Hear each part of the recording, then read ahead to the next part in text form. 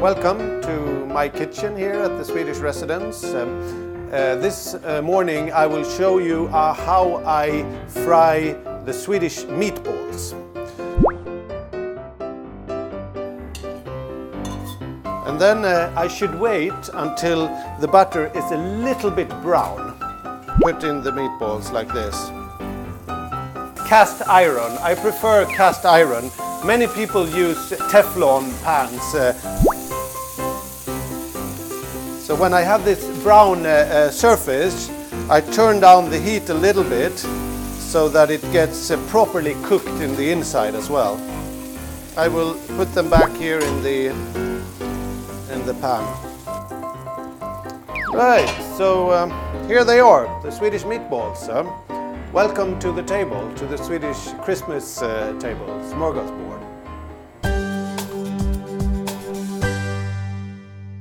This is a typical example of a Swedish smorgasbord, or for Christmas, a Christmas table. Julbord is the name. We have glögg here, which we will start with. This is a mulled wine drink. So I would like, I would like to invite you to that first in a moment. And then, so we drink that. So as you see here, it's almonds and dry raisins. Let me see. Skål. Skål? Yeah, skål. What do you think? Good. I think yes, some mild. Yeah, it's a mild taste. Yeah.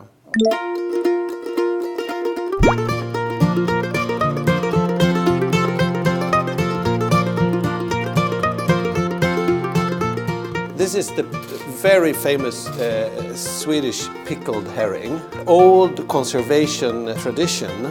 Just like in Korea, you have kimchi, which is also an old conservation tradition. So this is fermented, just like kimchi is fermented. So it's a mix of salt and sweet.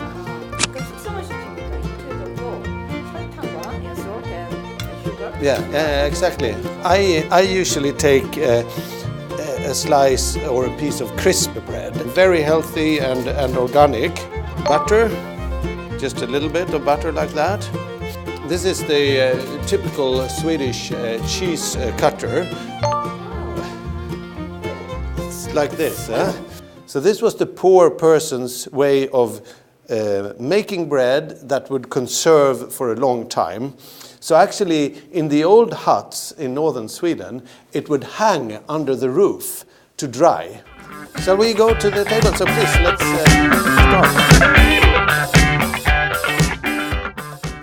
start. For the Swedish Christmas meal, you typically have beer, you have water. I mean, you can drink different things, but I prefer beer and water. But then, most importantly, you have the akvavit.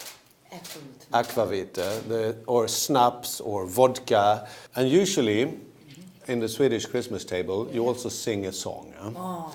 So you want me to sing a song? Yeah. Det satt en mås på en klyvarbom, där de låg ut I bleket. Skål. Wow. Skål. Skål.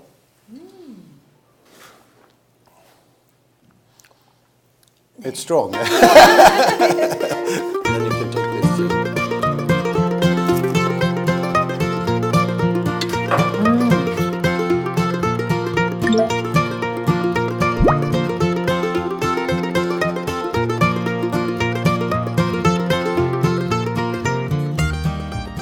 Now we are moving over to the warm dish. Swedish Christmas table warm dish might look like. So the meatballs together with some lingonberry jam. You know, lingonberries, these are berries that grow in the forests in Sweden. So people would typically pick berries in the fall, and then they would do a jam, and that goes really well with the meatballs. And then you have the Jansson's Temptation. It's potatoes, it's cream, and it's anchovies. And that is also a classic, very, very popular on the Christmas table, and you can eat it throughout the year. Also, the meatballs are interesting because you eat them every day with the kids. It's the staple food, favorite of the kids. Very kind of classic Swedish type of food.